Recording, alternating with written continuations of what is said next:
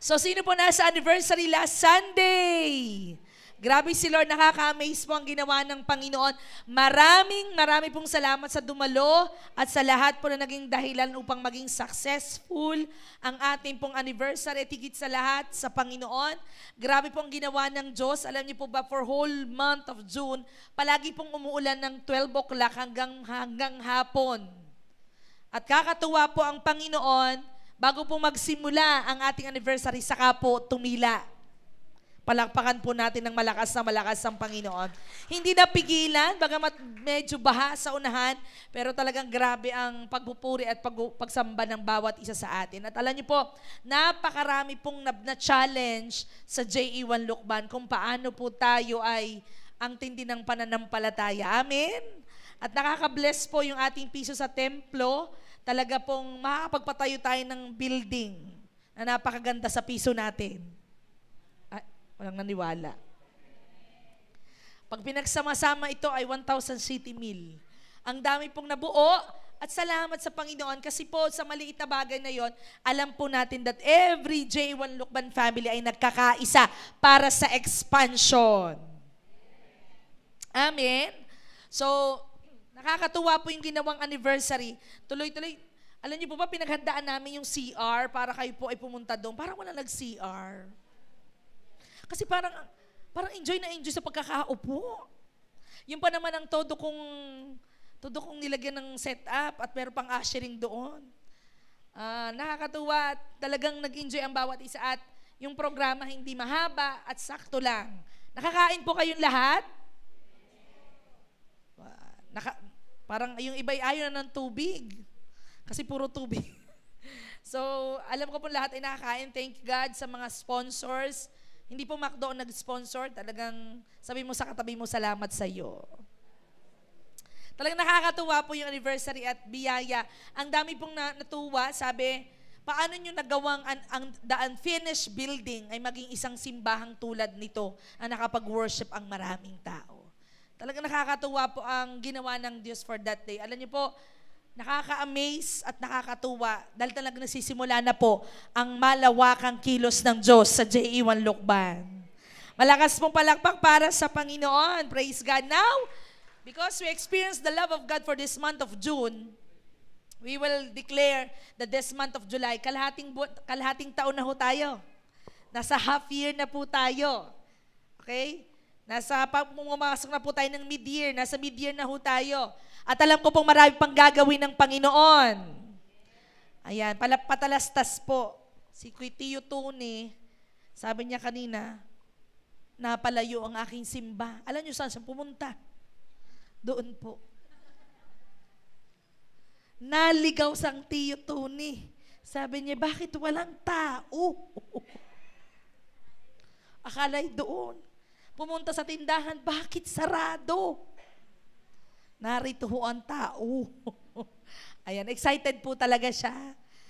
Di sumimba ka, nagpadalawang simba na ho niya sa simbahan ngayon, doon sa ating church at saka dito. Nakarating ho siya doon, talaga excited, gusto na talaga doon sumimba. Ay, biyaya naman nakabalik at alam niya ang pabalik din eh. Diba? Palakpakan naman natin ang Panginoon sa buhay ng Tio Tony, talagang kahit po ganyan ng taong talagang kung nakarating, walang layo sa edad niya. Excited talaga siya sumimba doon. Dapat tinuloy mo na, ikaw ang giving, ikaw ang Nakakatuwa, di ba? Nakaka-excite. Tama yung sabi ni Ate Sonia, Reb, iba po ang pakaramdam pag sariling atin. Amen? Iba po talaga ang pakiramdam pag atin yung lugar, no? Iba ang feeling na nasasabi natin sa ating sariling amin ito. Amen. So, hindi ko na po patagalin expansion. Ang meaning po na expansion, the action of becoming larger or more extensive. The act of increasing. Sabihin natin, increasing. Increasing something in size or volume or quantity or scope. Sa biblical meaning, ang ibig sabihin na expansion is growth or increase. This month of July, merong paglago at pag-increase na gagawin ng Diyos. Amen. Kung sa ating personal na buhay, the belief that one's abilities, skills, And potential can be developed through effort, learning, and perseverance. Kaya kapag ang isang tao ay gusto ng expansion, meron siyang gagawing effort. Tama po ba? So God wants to see your life moving forward and give you great expansion. At alam niyo po ba, God has planned in all our areas of our life ay magkaroon ng matinding expansion. Maari po ang year 2024 mo, a few months ago, ay may mga setbacks sa buhay mo. Alam niyo po ba, this month, magsisimula ang Diyos at magre-remind ang Diyos na merong place of power and prosperity dahil may mangyayaring expansion sa bawat buhay ng bawat isa. Amen? Sino pong gusto nun? God will open the doors na dating nakasara, dating parang nahihirapan ka kung paano mo magagawa. Ngayon po, may gagawin ng Diyos na pagbubukas o expansion dahil nakikita ng Diyos ang iyong matinding paniniwala po sa Kanya. Ito in chapter ng 54 ng Isaiah 2, sabi po doon, enlarge the place of your tent. Stretch your tent curtains wide. Do not hold back. Lengthen your cords and strengthen your stake. Sabi po doon, ang dami pong mga words na nagsasabi ng salitang expansion. Enlarge, stretch, wide, do not hold back, lengthen, strengthen. Halos lahat po yung nagsasabi na kailangan mo lumago, kailangan mo mag-expand, kailangan mo lumawak, kailangan mo mag-grow. Amen? Amen po ba? Sabi ng ibang mga tao, kapag maliit, pag maiksi ang kumot, matutong? Mali na ngayon. Pag mayaman ka at may kakayan ka na, kapag maliit ang kumot at maiksi ang kumot, matutokang, bumili ng bago. Okay? Kasi noong unang panahon, matututang mamuluktot. Pero ngayon, bibili ng bago. Bakit? Lumalago na tayo. Tama po ba? Sino po ang nakakakita kung ano po ang klase ng lugar ng bayan ng Lukban? Nung po ako nasa Kalmar, sabi ng iba, yung lugar daw yun ay palayan pa. Tama? Tama pa? Hindi po ako taga rito, no? Yung grotto, yung doon sa papunta doon, dati hindi pa naman ganun yun. Amen? Ito nga, itong lugar na ito dati, ito pa lang, itong shell na ito, dati wala pang stall dyan. Lumalago. Tama po ba? May expansion nangyayari. Amen. Kaya po, ang JA1 Lukban, ready na sa expansion. Bakit? Aba, sabi mo sa katabi mo, malapit na. Malayo pa, pero malapit na. Amen? Ando na tayo eh. Natungtungan na natin. Sabi ko nga, after 6 months, doon tayo eh. Nakakatuwa po. Sabi ko, magkakabubong yun. May bubong naman. Amen? Ngalaang, tumulo. Dahil yung bubong ay pansamantala lang. Pero grabe yung expansion na ginawa ng Diyos. Isipin niyo po yung hub na ating pinag-celebratean po. Yun po yung kalahati ng church hall natin. Execute na ho tayo. Tama. Yung kalahati pang yon ay bubuuin pa. Ilan po ang populasyon ng Lukban? 60,000. Ang ating panalangin, kahit 10%, yung tithes ng 60,000 ay maka-attend doon sa church. Kulang pa rin. Sabi mo sa katabi mo, kulang pa rin. Amen? Kasi almost 1,000 pa lang ang pwedeng ma-occupy doon. Tama po ba? Why? Ang hinahanap natin, expansion. Amen? Wala pong tao ang gusto ay paliit maliban sa... Maliban saan, guys? Sa body at sa tiyan, no? Yun ang gusto natin lumiit. Pero kung dating sa negosyo, pa ikaw ay negosyante, ba ayaw mo lumiliit ang iyong ang iyong puhunat at ang iyong income, tama? Parang ayaw din. Tama? Isa lang po ang gusto natin lumiit, yung tiyan natin, yung ating body, Pero the rest gusto nating palago, pa-expand, pataas, pa-level up, parami. At ang JA1 Lukban po sa parami. Amen. Sabi po sa Tagalog, palawakin mo ang lugar ng iyong tolda. Iunat mo ng malapad ang iyong kortina. Huwag mong liliitan. Sino dito ang gusto niyang pangarap ay huwag maliit? Gusto niya malaki. Sabi dito, huwag mong liliitan. Amen? Pahabain mo ang iyong lubid at pagtibayin ang mga tulos nito. Ang Diyos po magpala sa kanyang salita. Isaiah 54 verse 2 is a call to prepare for growth and expansion. So ano po ba ang bago natin pag-aralan, bakit may paglago at expansion nangyari sa Israelites? Alam niyo po ba ang kondisyon ng mga Israelites nung sila po ay sinakop ng Babylons, napakatindi po ng kanilang kondisyon. At kung ito po ang kondisyon mo na pinagdadaanan ngayon, I tell you, may expansion mangyayari sa buhay mo.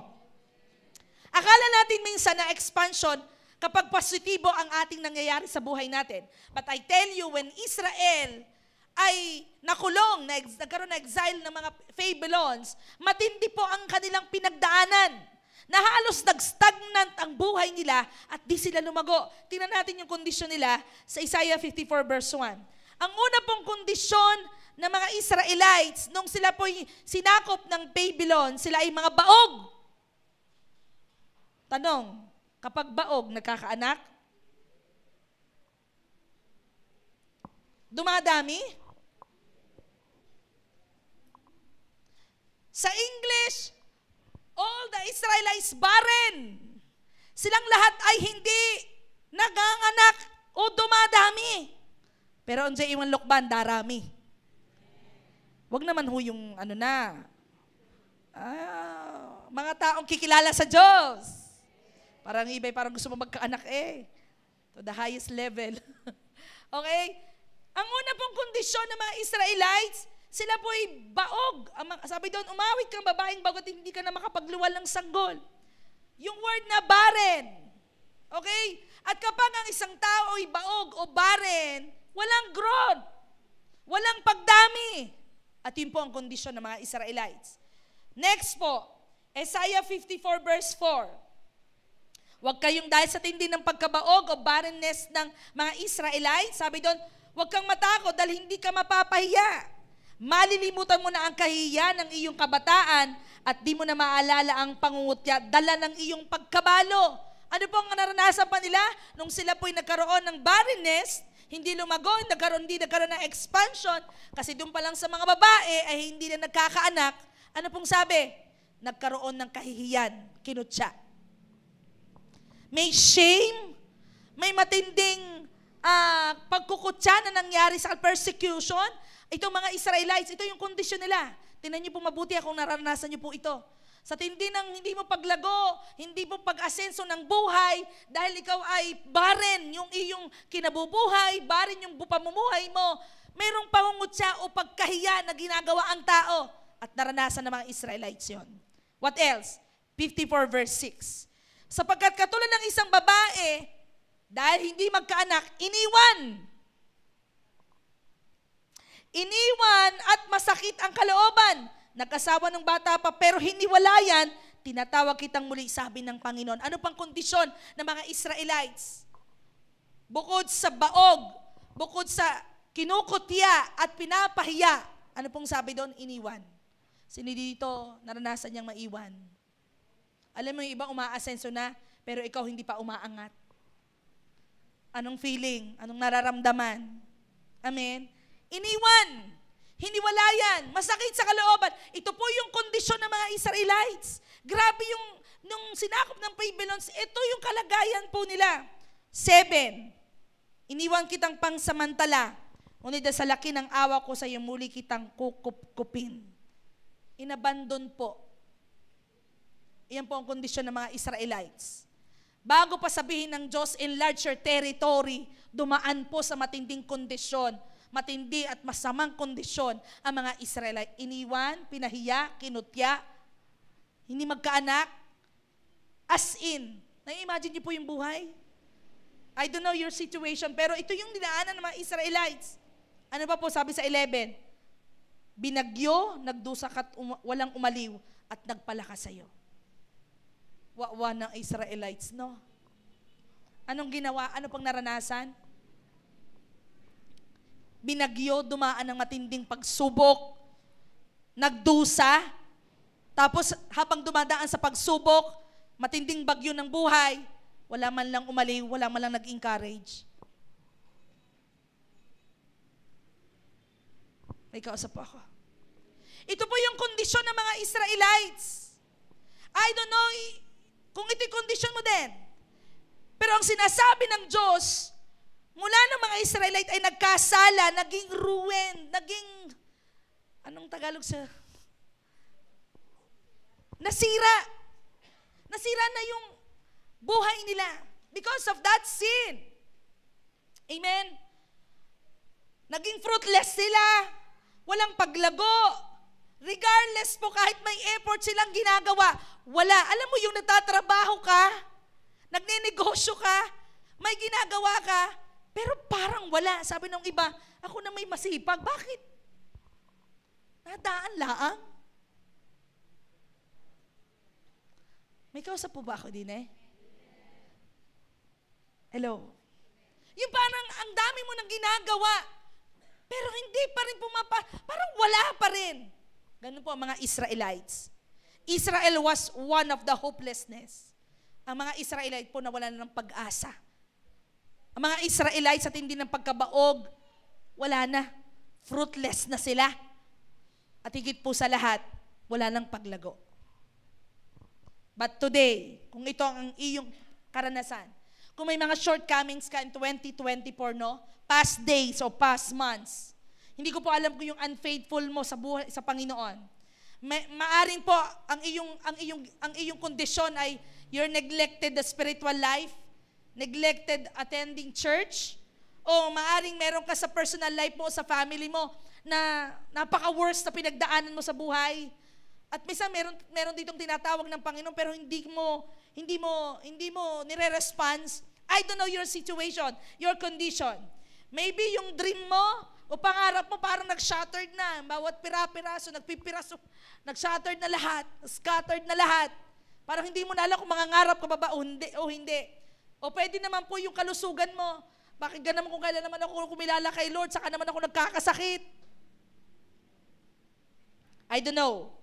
Your struggle, kung ito ay sa career, sa business, o lalong higit, nawawalan ka na ng kapayapaan dahil sa tindi ng pinagdaanan mo in the past. May good news po ako sa iyo. Sabi mo sa katabi mo, may good news ako sa iyo. Alam niyo po ba kung bakit nasulat ang verse 2? Dahil sabi ng Diyos sa mga Israelites, barrenness is not permanent condition. Because God is going you to give a great expansion. At gusto kong sabihin sa iyo, kung dumadaan ka sa buhay mo ngayon na parang super struggle sa buhay mo, itong dumaang buwan, hindi permanente yan. Sabihin mo sa katabi mo, hindi permanente yan. Sino pong excited dito? Excited pa ako dyan. Hindi permanente. Ang kung anong pinagdadaanan mo ngayon, yan ay lilipas dahil may dakilang expansion na gagawin ng Diyos.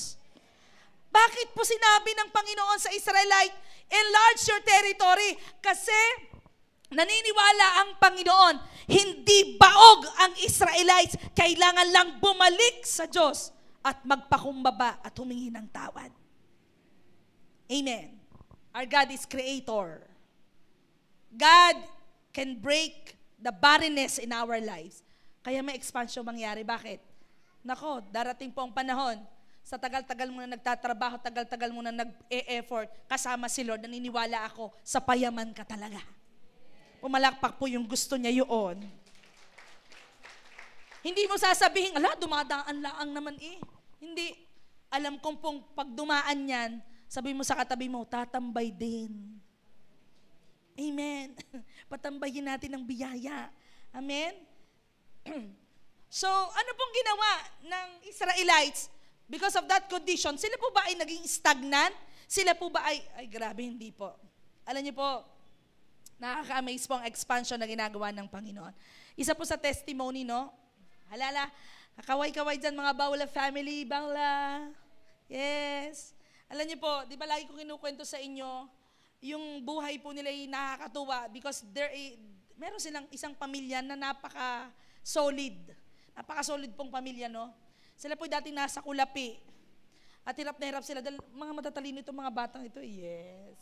Hoy, pamakdo ka dyan eh. Grabe na yung effort ko dito. Nagpipray sila ng lugar na Hindi madilim. Kasi po yung bahay po nila doon ay madilim nga ba? Walang ilaw sila. Tapos, syempre, sabi nga ni Mother Amor, aba anak, hindi ka na dudumihan. At sementado na. Kumbaga, alam niyo po, mula doon sa darkness ng buhay, ngayon po nasa Zen na sila. Palakpakan po natin ang Panginoon. Sa Sian, may subdivision, may gwardiya. Kaya sabi ko kay tatay, ba, ay isipin niyo dumating ang pastor niya kagabi, nag-dedicate kami ng bahay. First time kong kumain ng kalabaw na sinigang, na nilaga, ay pagkakasarap. Hindi ako nakakatulog, na-imagine ko pa Grabe, sabi ko sa kanila, starting lang to. Nagsisimula ang Diyos. Yung mga batang yan, pag nagsilaki, malaki na naman pala kayo, na dumating sa pangarap, sabi ko, makikita ng mga tao na ang Baula family mula sa wala, from nothing into something. Bakit? Grabe ang kilos ng Diyos sa kanilang mga buhay. Palakpakan po natin ng Panginoon. Bakit ko po sila natetestify? Kasi nakita ko po yung buhay nila mula from the start up to now. Iba ho. Kaya sabi ko sa kanila, pag hindi ko kayo nakita palagi, ay alam ko na ang bahay ninyo. Kasi po grabe yung pagiging solid. Mula kay Claire, kilala niyo po may kilala kay Claire. Mula kay Claire, solid ang family. Di ba, tay? Okay? Yun. Diba? Nakakatuwa. Amen? Naiiyak po ako kasi nakita ko yung buhay nila Amen? Kaya sabi ko po sa inyo, from nothing into something, rumedy ho kayo. Ang July to August, September, October, November, December, ay nako, sasabihin ko sa inyo, hindi kayo, ma-overwhelm kayo sa kayang gawin ng Panginoon sa bawat buhay ng bawat isa. Sige pong malakas pong palakpak para sa Panginoon. Bakit may great expansion nangyari sa Israelites? Kasi sabi ng Diyos, yung barrenness, yung pagkabaog mo, yung pagkaiwan sa iyo, pagkutya, o kahihiyan, yung dinadaanan mo ngayon sa buhay mo, na parang ang pangit, hindi yan permanente. Kaya kung may dinadaanan ka ngayon, hindi yan permanente. Amen. Sabi mo sa katabi mo, huwag kang mag-alala. Dadaanan mo lang yan. Hindi ka tatambay dyan. Amen? Amen. Ano pong ginawa? Isa po sa ginawa ng mga Israelites, bakit naputol ang barrenness, ang shame, ang discomfort, ang abandonness sa buhay nila? Ang unang pong ginawa nila, humingi ng tawad sa Diyos. Sabi po doon, great expansion is coming when you repent what you did.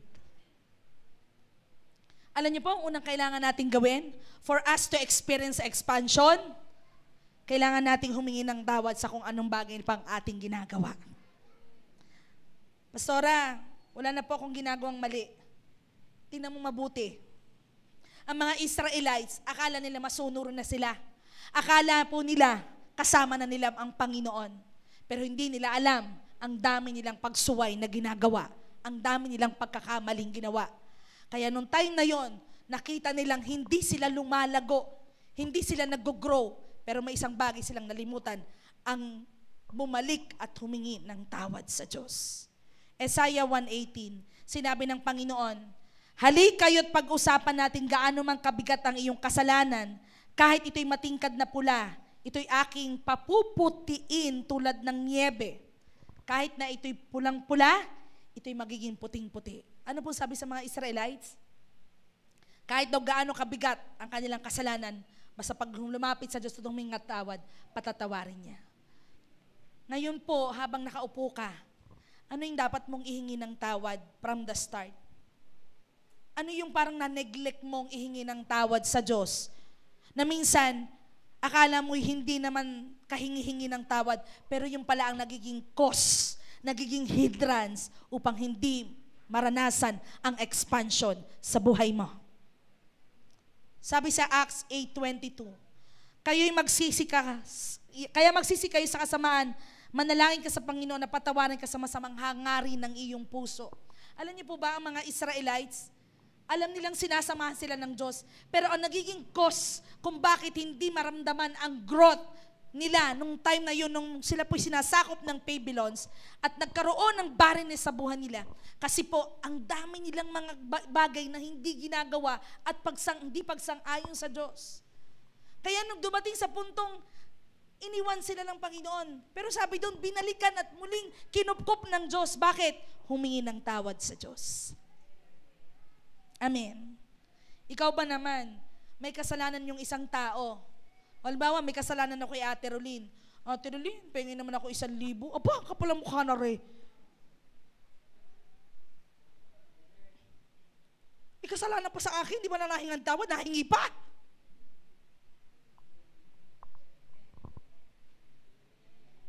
Sa tunay, tama. Kung meron man nagbibigay, at halimbawa, kung meron man taong nagbibigay, kahit siya'y galit, yan ay garin eh. Tama. Ibinigay naman. Pahingay naman ako. Oh! Yan. Di ba? Sabi, kapal lang walang mukha. Sa may kasalanan sa panahingi. Tama. Tama po ba? And I tell you, expansion will come if you repent, if you turn to God. Kung babalik ka sa Diyos. Kaya po mamaya habang nakapikit ka, mamaya po sa prayer natin, imaginein mo, ano po yung pinakamaliit hanggang sa pinakamalaki na dapat mong ihingi ng tawad sa Panginoon para lalong lumaki at maibless ka ng Diyos. Isaiah 59 verse 1. Hindi bingi ang Diyos upang hindi dinggin ng Diyos ang ating prayer. Pero ano sabi? Ang sala mo, ang pagkakamali mo, ang dahilan upang hindi niya tugunin ang panalangin mo. Sino dito gustong tugunin ang panalangin niya? Sabi mo sa katabi mo, humingi ka na ng tawad. Amen. Amen po ba? Alam niyo po kanina yung nilid sa akin ng Lord. Sabi ng Lord sa akin, anak, sabihin mo sa congregation, kung meron man sa kongregasyon na parang nag-isip ng negative nung time na pinatatayo ang building. Ba't na magpapatayo ng building kalaki-laki naman? Wala namang ilalagay, kami na may 200. Di ba? Di ba? Bakit naman patatay? Layong-layo. May narinig pa nga po ako nung binili natin yun. Ba't yun ay binili ni Reb? Ay, hindi ko naman binili sa church naman yun. Ayun, ikuan tapunan ng mga sinasalvage. Kaya ako natakot din. Ako natakot din. May sinasalvage pala doon. Amen? Kung kayo po'y nakapagsalita ng isang bagay, ihingi po natin ng tawad sa Diyos. Bakit? Baka ito maging cause ng hindi great expansion ng ating simbahan. Alam niyo, pinakawakan ko yung dream ni Ate Son, yung kay Pastor Nato, yung kay Krista. Kasi pareho sila, match sila. Nakita po nila, kaya dapat daw malaki. Mukha daw langgam sa dami ang taong pumupunta. Palapakan po natin ang Panginoon. Iyon po ang aking pinanghawakan kasi yun ang nilagay ng Lord sa word sa akin. Nung una, medyo pumapayag-payag ako sa mga pwedeng sabihin ng iba na, liitan na lang, konti na lang, ganito, ganyan. Pero alam niyo po, that's the word of God sa akin eh. Humingi ako ng tawad sa Lord. Lord, sorry po kung ako po'y nag-doubt sa sinabi mo. Pero itatayuan ko ito dahil naniniwala akong gagawin mo ito. Nung po kami pumupunta ni Kuya Manny sa bawat churches, sa Rosario, sa Maine, alam mo, sabi po ng mga tao doon, sa Doc Jing, sabi niya, huwag kang papatayo ng maliit. Dahil pag dumami kayo, magpaparenovate kayo, mas malaki, mas magastos kapag renovation. Amen? Nandiyan pa kayo. Naalala ko po yung bahay namin dahil walang plano. Dahil dati maliit ang bahay namin, 8 kaming magkakapatid. Dahil walang plano, ano pong ginagawa? Pag nagkapera, lagyan uli ito. Alam niyo po, bahay namin, dating pong jeep, mukhang tren.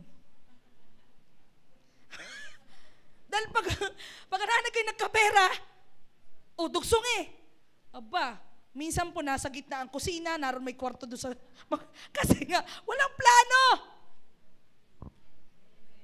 Kasi nga pag may expansion, dire-diretso, pero alam niyo, pag pinalanuhan, ang expansion, I tell you, ibang klase. Kaya kung meron po sa inyo dumating sa puntong naging nega ang ating pong tingin sa pwede natin gawin sa church as forgiveness. Why? Ito po ay magbubulos ko ng biyaya pag nakita natin na Lord, naniniwala kami sa kaya mong gawin sa expansion ng church. Amen?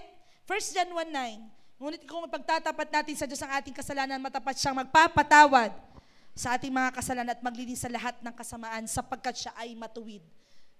And I tell you po, kayang gawin ng Diyos yun. 2 Chronicles 7:14-16. At kung ang mamamayan ko na aking tinawag ay magpakumbaba, manalangin, dumulog sa akin, tumalikod sa ginagawa nilang kasamaan, diringgin ko mula sa langit at patatawarin ng kanilang kasalanan. Ang ganda po ng sinabi, at pagpapalain kong muli ang kanilang,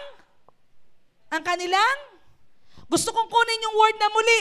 Pag sinabing muli, nangyari na. Natanggap na. Pero dahil sa pagsuway at kasalanan, nawala. Pero sabi ng Diyos, kung ikay lalapit at hihingi ng tawad, mananalangin at magpapakumbaba, anong sabi? Ang pagpapalain kitang, sabi mo sa katabi mo, pagpapalain ka muli. Wow, sino pong gusto nun? What is the key? Repent. Be humble and repent to the Lord. Kung ano yung mga bagay na naging against sa Panginoon, say it, Lord, sorry. Bakit po? Ang laki pala ng diferensya ng taong nagpapakumbaba at nagsasabing, Lord, patawad po kung nakapagsalita ako ng mali, kung nakapag-isip ako ng pangit, patawarin mo po ako. Sabi po doon, patatawarin ko ang kanilang kasalanan at pagpapalain ko muli ang kanilang lupain. Papasinin ko sila at pakinggan ang kanilang panalangin sa lugar na ito. Dahil ang templong ito'y pinili ko isang lugar kung saan maparangalan ako magpakailanman. Iingatan ko ito at laging aalagaan. Grabe po ang expansion na gagawin ng Diyos. Bakit? Kung ano yung bagay na meron siya sa'yo dati, ibabalik ng Diyos. Malakas pong palakpak para sa Panginoon. Ano ba pong ginawa ng mga Israelites? Bakit nautusan sila at natanggap nila ang expansion? The expansion is coming for those people na naniniwala sa mga bagay na ginagawa ng Diyos. Taas ang kamay, naniniwala sa kayang gawin ng Diyos sa kanyang buhay.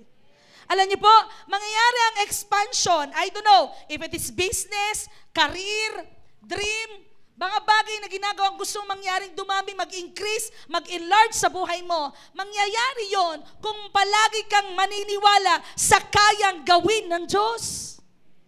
Amen? Believe despite your circumstances for great expansion. Bakit po? Tanyo pong Israelites, iniwan, pinahiya, kinutya, baog. Pero hindi sila nakontento doon. Naniwala sila na kaya silang pagpalain ng Diyos. Ano pong nangyari? Sabi doon, enlarge your territory. Stretch. Grabe, nung inutusan po, merong breakthrough nangyari sa kanila pong buhay. Kahit po may circumstances ang mga Israelite, nagpatuloy para matanggap kung ano ang inihanda ang expansion ng Panginoon. Tanyo pong Isaiah 54 verse 1. Umawit kang babaeng baog, ikaw na hindi makapagluwal ng sanggol, umawit ka't sumigaw sa tuwa. Ikaw ang nakaranas ng hirap sa panganak, sapagkat kahit na iniwan ka ng iyong asawa, mas marami ang iyong magiging anak kaysa babaeng kapiling ang asawa, sabi ng Panginoon. Sino po dito kapag may pagsubok, kumakanta? Para hindi makarinig ng kapitbahay sa CR na kanta. Kalimitan po pag may pinagdadaanan, ang malimit nating ginagawa, kumakanta tayo. Tama. Tama. Ano pong kanta nyo? Yung national anthem natin. Kay buti-buti mo, Panginoon. Alala nyo po, the sign of those people who sing ay yung mga taong pong punong-puno ng pananampalataya. Hindi ka makakakanta ng basta-basta kung hindi ka naniniwala. Those people who always sing and sing kahit may circumstances, yun yung mga taong punong-puno ng paniniwalang may kayang gawin ang Diyos sa kanyang buhay. Minsan kapag may pagsubok ka, anong kanta mo minsan? Sa gitna ng lunat bagyo. Tama po ba? Pag walang pera, rumaragas ang papa. Ako lang pala. Ikino-connect mo yung iyong pinagdadaanan sa awit. Tama. Tama po ba? Pagkikipagod na awit mo, ako'y lumalapit. Bakit? That's your faith. That every time you sing, alam mong may gagawin ng Diyos. Sabi doon, yung babaeng baog ang ginawa niya, umawit siya. Bakit? Nananampalataya siya na merong kayang gawin ng Panginoon. You know, ang faith po, ang paniniwala po ay sa mga bagay na hindi natin nakikita. Pero sabi ng Diyos, sinisigurado ko itong mangyayari dahil ito ang gagawin ng Panginoon. Amen. Nabanggit ko na po yung 1 Corinthians 2:9. No eye has seen, no ear has heard. Sa inihanda ng Panginoon sa mga nagmamahal sa Kanya. Bakit po inihanda ng Diyos yun? Sa mga taong nagmamahal sa Kanya. At ang mga nagmamahal sa Diyos ay ang mga naniniwala sa kayang gawin ng Panginoon. Amen? Mark 11:24. Basahin po natin. 1, 2, 3, go. I tell you, you can pray for anything. And if you believe that you will receive it, and it will be yours. Sabi po doon, pwede mo daw ipag-pray o ipanalangin lahat kung ano man gusto mong hilingin. At kung maniniwala ka daw, tatanggapin mo at mapapasayo ito. Ibig sabihin, ang expansion mangyayari kung lagi kang maniniwala at hindi titigil na maniwala. Ang mga Israelites po, hindi naniwalang sila'y baog at forever na magiging kutya na lang ang buhay nila. Naniwala sila sa kayang gawin ng Diyos sa kanyang buhay. Kaya po ang mga Israelites, after nang sinabing enlarge your territory, kinupkop ng Panginoon at grabe yung breakthrough na naranasan po nila dito sa verse na ito. Bakit? Lumapit at naniwala muli sa Diyos. Kung meron po dito, ang naming sitwasyon ng buhay, parang ayaw mo nang maniwala, sabi mo uli sa katabi mo ngayon, subukan mo muling maniwala. Amen? Huwag kang mapagod maniwala sa Diyos. Amen? Dahil meron siyang kayang gawin. Believe that God is going to change things and give you the great expansion. Ulitin ko po, maniwala ka na ang Diyos ay gagawa ng matinding pagbabagong bagay sa buhay mo. At sabi ng Panginoon, bibigyan ka ng matinding expansion. Kung minsan parang, Lord, ito pa rin kaliit pa Lord, parang hindi naman na-asenso, parang hindi naman natubo Kuha pa ng puhunan. Lord, parang namang hindi mangyayari yung karir ko yung aking dream. Patuloy kang maniwala. Dahil inihanda na ng Diyos yun. Amen. Kung nakikita mo sa harap, parang hindi. Paniwalaan mo dahil may mangyayaring bagong bagay sa Panginoon. Last po, why great expansion is coming to the Israelites? Una, humingi ng tawad sa Diyos. Kasi that is the hindrance. Akala natin okay tayo. Akala natin tamang ginagawa natin. Pero dahil napupunuan na ng ating ginagawa sa Panginoon, natin humingi ng tawad. We need to repent, to ask forgiveness. Pangalawa po, habang ikay humingi ng tawad kay Lord, nais ng Diyos maniwala at maniwala ka. Bakit may great expansion na darating? Because you are willing to stretch to receive God's best. Masakit po ba pag masakit di ba pag hindi na-stretch, no? Kaya sabi ko sa kanya, sabi ko kagabi, i-illustrate ko ito. Siya po ay nag-cheering, sayaw-sayaw. Ay may stretching daw ginagawa, ay baka hindi proper. So nung siya umuwi, ganito siya. Para siyang robot. Di ba? Ganun din nung naglalaro po ako ng volleyball, pag mali ang stretching at saka unang practice, pag uwi mo talaga para kang ganun po siya. Hindi po madali ang i-stretch ang lahat ng bagay sa buhay mo. Yung parang galit na galit ka na, tapos i-extend mo yung bait mo. Mahihimatay ka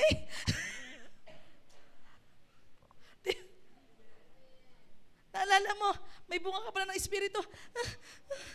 Nakakita ka ng lechon dahil mataas ang BP mo.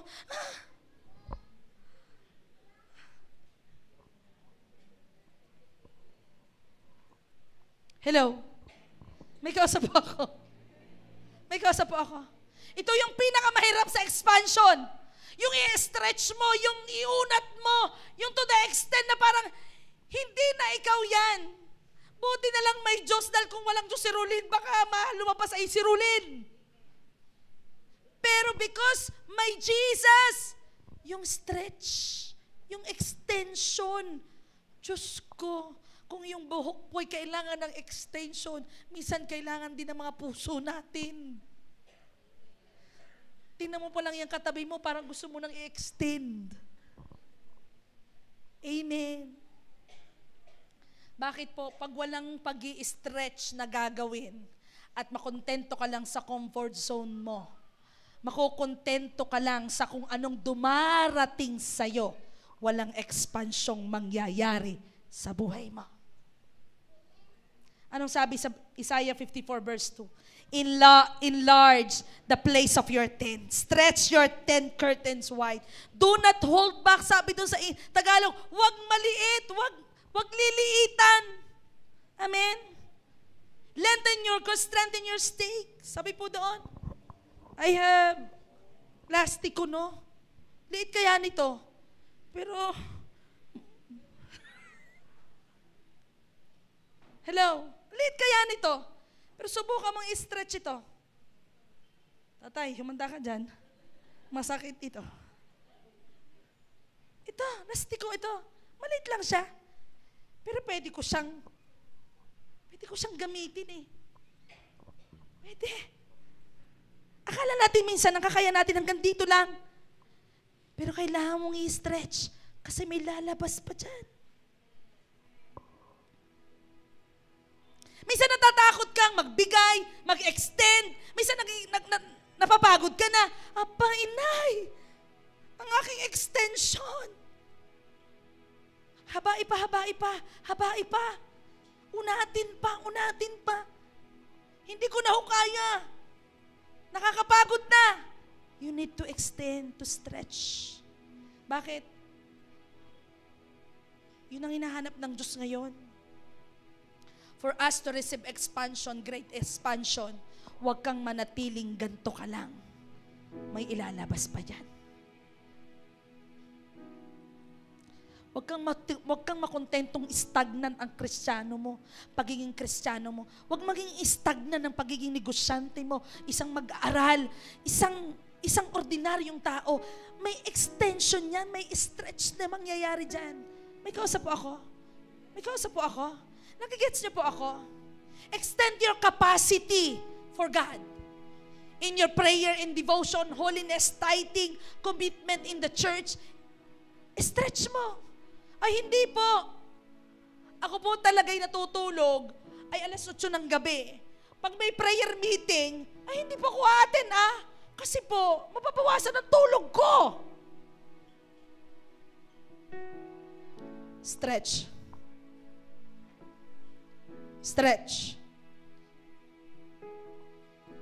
Ay, hindi po ako ganon. Kung ayaw niya sa akin, anong katwiran ng iba? Ayaw ko rin sa kanya. You need to stretch. You need to stretch. Aba, pag ako'y nakaligta doon sa incognito, ay hindi pwede. Kahit pa may prayer and fasting na 7 days, tapusin ko muna, are. You need to stretch. Expansion requires hard working. Hard work required. Expansion required hard working. Amen. Wala pa po akong nakitang tamad at nagsing stagnant na pinayaman ng Diyos. Wala pa akong nakitang Kristiyano na simpleng kahit panalangin at pagbabasa ng Biblia hindi ginagaway lumago. Pero kahit pagod na pagod, binubuksan ng Biblia, kahit antok na'y nananalangin pa, stretching yon. Extension yon. Gustong-gusto mo ng 1 drum na tubig. Sabi mo, gusto ko aray, akin lahat aray. Ibigay nyo aray sa akin. ang lalagyan mo na may 1.5 laang. Yung gana may maiibigay sa iyo. Nakukuha niyo ako. Nakukuha niyo po ako. Hindi pwedeng puro komportable ang pwedeng ibigay sa iyo pero gusto mo ng expansion. Hindi pwedeng gusto mong yumaman, gusto mong dumami, gusto mong maging effective life group leader, gusto mong maging effective negosyante, gusto mong maging mabuting ama, pero wala kang extension ginagawa. Wala kang stretching na ginagawa to the extent para abutin ng mga taong iyon. Nakukuha niyo po ako? God has unlimited supplies. It was not up to God dun sa ginagawa natin. Hindi dahil dun sa ginagawa natin pero sa Diyos Amen? Pag tinanong ko po kayo, ready ka bang to stretch yourself to receive that visions? Yung gustong makitang expansion ng buhay mo, sa business mo, sa sarili mo. You need to stretch everything. Hindi pwedeng komportable ka lang. Hindi pwedeng okay ka na. Hindi pwedeng sila ang mag-adjust. Stretching need adjustment.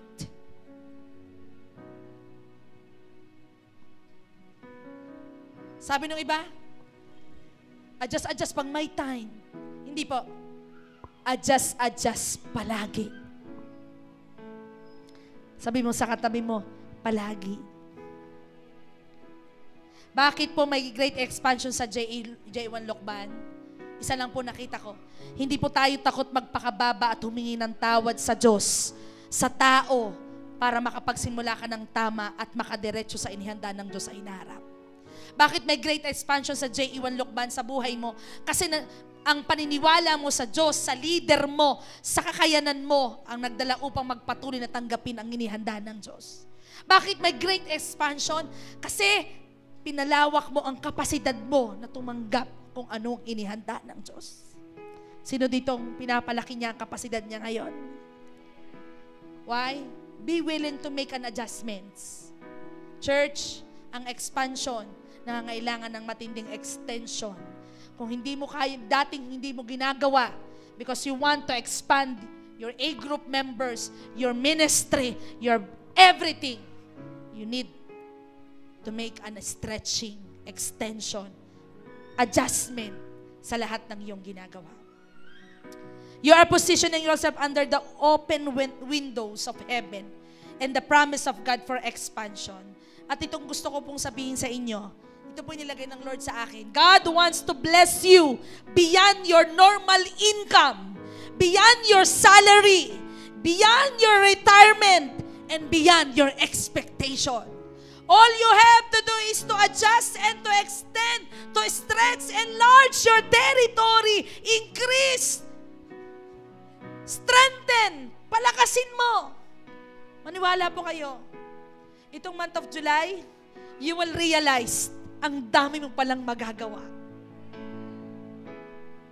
You will realize, ang dami mo palang makokontribute sa church. Ang dami mo palang makokontribute sa negosyo mo, sa pamilya mo, sa sarili mo. Bakit? Hindi ka nagstay sa kung anong meron ka lang.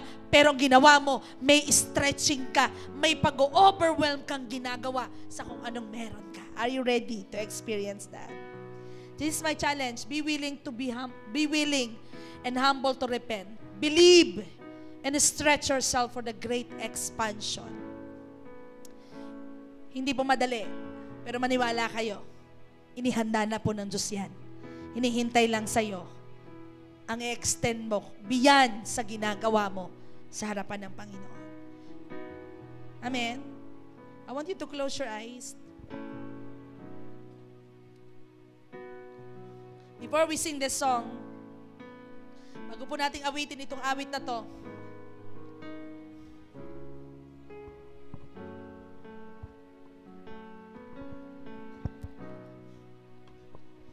hindi naman talaga madaling paniwalaan ng mga bagay na hindi pa natin nakikita. Pero yun yung utos ng Diyos Maniwala at manampalataya sa mga bagay na hindi pa natin nakikita. Maring parang hangin pa sa'yo at imahinasyon pa sa'yo yung hinihingi mong expansion o dito sa church na kinabibilangan mo. I don't know sa expansion na hinihingi mo. Maaring parang drawing pa lang sa'yo. Pero gaya po ng mga Israelites, yung dinaanan po nila, yung kondisyon na dinaanan nila, ang naging cause upang hindi magkaroon ng matinding enlargement of territory. Pero pinilit na kupkupin at puntahan ng Diyos at sabihan ng Diyos ang mga Israelites na yung pagkabaog mo, barrenness mo ay hindi magiging permanente. Kung babalik ka at muling mong kukupkupin at hihingi ng tawad at maniniwala sa akin at i-extend kung ano ang kakayanan at kapasidad na meron. After po nilang ginawa yon, ipinakita ng Diyos kung paano nagtagumpay ang mga Israelites sa mga Babylons. Kung paano nila nasakop muli ang Babylons. Habang nakapikit ka, I don't know kung ano yung ihingi mo ng tawad sa Diyos. Alam niyo, sometimes, siniisip mo, masipag naman ako, madiskarte naman ako. Hindi naman ako tamad. I do my best. Pero parang, the expansion is napaka-ilap sa akin. Yung increase, yung enlargement, yung growth, parang ang bagal. I want you to search your heart. Baka sa sobrang pagka-busy mo, sa sobrang hindi mo na napapansin, may mga bagay na dapat kang ihingi ng tawad sa Diyos. Search your heart. The way you speak, the way you act, the way you live, the way na nag-iisip ka para sa ibang tao o sino pa man. Kung meron kang dapat ihingi ng tawad, it is a perfect time. I tell you, baka yan ang hinihintay mo. Baka yan ang hinihintay ng Diyos for the expansion na hinihingi mo sa Panginoon. And after nun mong gawin yan, asking forgiveness, asking, Lord, sorry, kung hindi ako naniniwala. Patawarin mo po ako kung ako mismo ang naging dahilan upang hindi maniwala sa kaya mong gawin. Kung meron po dito parang nilamon ka na ng sitwasyon at kondisyon na dinaanan mo, kaya hindi ka na naniniwalang mangyayari pa ba yun? Bumalik ka muli sa Diyos ngayon. Bumalik ka muli sa paniniwala dahil ang paniniwala at pananampalataya ay sa mga bagay na hindi mo pa nakikita. At kung hindi mo pa ito nakikita, dyan ka matuwa. Dahil habang naniniwala ka, habang nananampalataya ka, ipapakita ng Diyos yan. All you have to do is to believe. Do not hold back. Huwag mong liliitan. Habang nakapikit ka, lakihan mo ang paniniwala mo sa Diyos. Kung nilalamon niya ng pangit na sitwasyon, kalagayan na meron ka, paniwalaan mo muli ang Diyos na meron siyang dakilang bagay na gagawin sa buhay mo. And the last thing, if you want expansion, huwag kang manatili sa kung anong meron ka ngayon. Huwag kang manatili sa kung anong ginagawa mo na parang komportable kang gawin. Hayaan mong ma-stretch mo, ma-extend mo. Yung parang pakiramdam mo, hindi ikaw yun, pero nagagawa mo because you love God, you love people. Hindi ikaw yun, pero bakit mo nagagawa? Kasi gusto mong i-stretch, mag-grow ng expansion, ang ministry mo, ang buhay mo, ang minegosyo mo, ang anumang meron sa buhay mo. Dahil kung ikaw lang din yan, hindi mo talaga gagawin yun. But because you need to stretch, gusto mong magkaroon ng expansion, na matinding paglago, spiritually ang buhay mo. Kahit hindi mo dating ginagawa, gagawin mo. Dahil gusto mong makita ang increase, ang enlargement, ang matinding strengthening ng cord na meron ka. And if you are willing, I want you to stand up and sing this song. Sabihin mo sa Panginoon, I just wanna say I love you. I just want to say I thank you, Lord, for all the things that you've done in my life. Here I will serve you, Lord. just offer your life to Jesus. Lord, I offer you my life. Oh, I am willing, Lord, to do your will. I give it all to you, my Lord, my King. Here I am, I will follow you. I just want to say, Lord Jesus, I just wanna say I love you. Oh, I just wanna say I thank you, Lord, for all you've done, oh Lord. all the things that you've done in my life. Here I am, I will serve you more. Just offer your life to Jesus. Habang naniniwala ka sa kayang mong gawin, kayang gawin ng Panginoon sa buhay mo.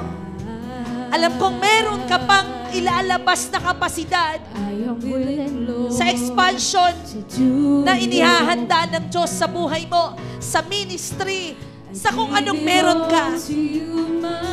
Maaring hinahanapan ka ng Diyos kung paano mo pa i-stretch, kung paano mo pa i-extend. At sabihin mo sa Panginoon, Lord, here I am. Andito po ako, Panginoon. Here I am, use me for your glory. Here I am, I will praise your name. Here I am, I will do what you want me to do. Because my life is yours, I'm for you. Come on, say it to Jesus. Here I am, use me for Maging your available ka, glory. not lang only be available and willing, but you want to extend I will praise for the expansion of the kingdom of God.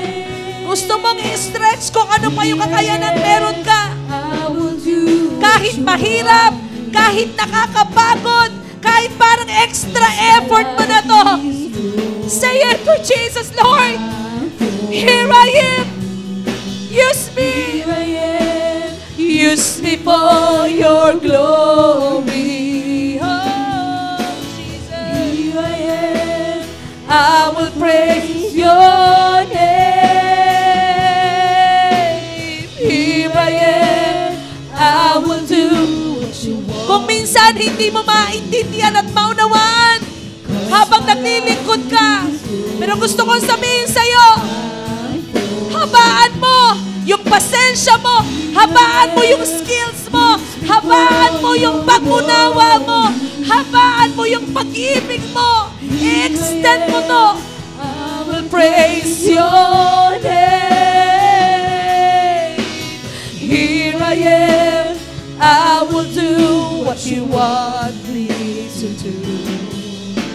Because my life is yours.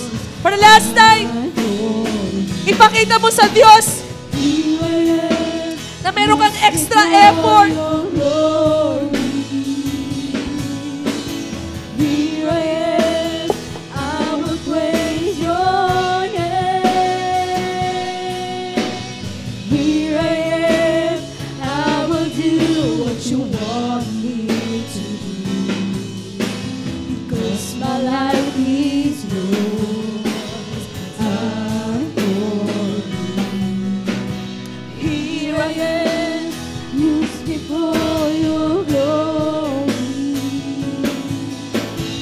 Here I am, I will praise your name.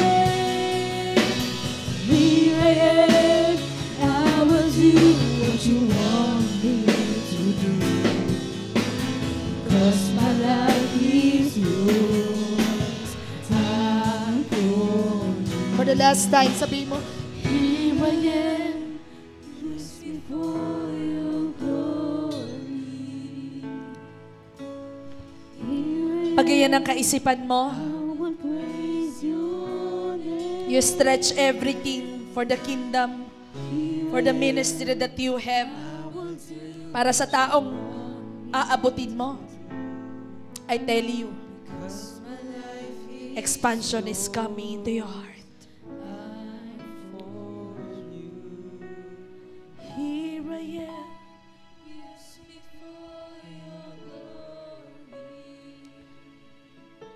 Alam ko may effort ka na. Alam ng Diyos, ginagawa mo na ang kanyang kalooban. Pero hayaan mo, sa mga bagay na hindi mo pa nagagawa, dahil mahal mo ang Diyos, dahil gusto mong maglingkod, i-stretch mo to, i-extend mo to, gawin mo. I want you to pray right now. Ask the Lord. Sabi mo kay Lord, Lord,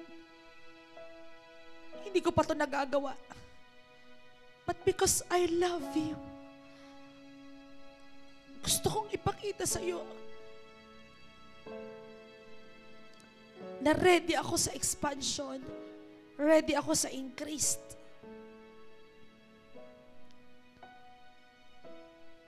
I will do my best to the extent na parang hindi ko pa nagagawa, hindi ko ginagawa. Pero dahil mahal kita, ang extra effort, extra ordinary bagay na hindi ko ginagawa, samahan mo kong magawa ito.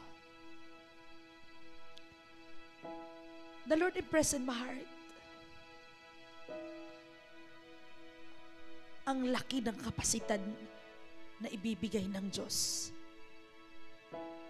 kung susubukan mong i-stretch at i-extend kung ano ang meron ka ngayon. And I tell you, enlargement is ready. The expansion is ready.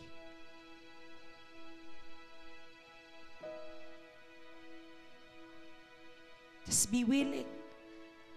All you have to do is to be willing and available to extend everything para sa kingdom ni Lord, para sa tao, para sa mga taong aabutin mo. Hindi ko alam ang hinihingi ng Diyos sa'yo na extension o pag-i-stretch na paglilingkod sa Kanya. Pero itong panalangin ko, habang dumadaan ng araw, sabihin sa iyo ng Diyos ang hinihingi niyang extension ng klase ng iyong paglilingkod. Upang hindi lang sa ministeryo, kundi sa lahat ng aspeto mo ng buhay, ay magkaroon ng matinding enlargement, expansion. Dahil si Lord mismo ay excited na ibigay ito sa iyo. Panginoon, marami pong salamat. Kakausapin mo po silang lahat. Mula ngayong araw na to hanggang susunod na mga araw.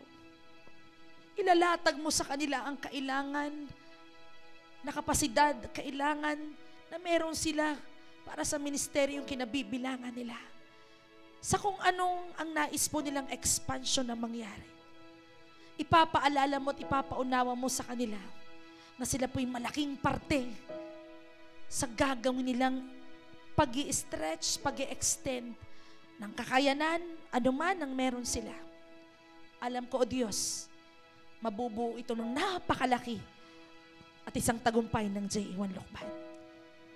At ang aking deklarasyon, habang ginagawa nila ito, i-expand mo, i-enlarge mo ang negosyo, trabaho, pag-aaral, talino ng pag-aaral, pabor, promosyon, ay matanggap po nila habang ginagawa nila ito, O Diyos. Maraming pong salamat. Excited po kami sa bagong bagay na ipagagawa mo sa amin na magiging dahilan upang ma-extend namin ang aming paglilingkod. Marami pong salamat sa iyo namin binibigay lahat ng papuri, lahat ng pagsamba, itong aming panalangin, at lahat po ng excited ngayong linggong ito'y magsabi ng Amen. Palakpakan po natin ng Panginoon.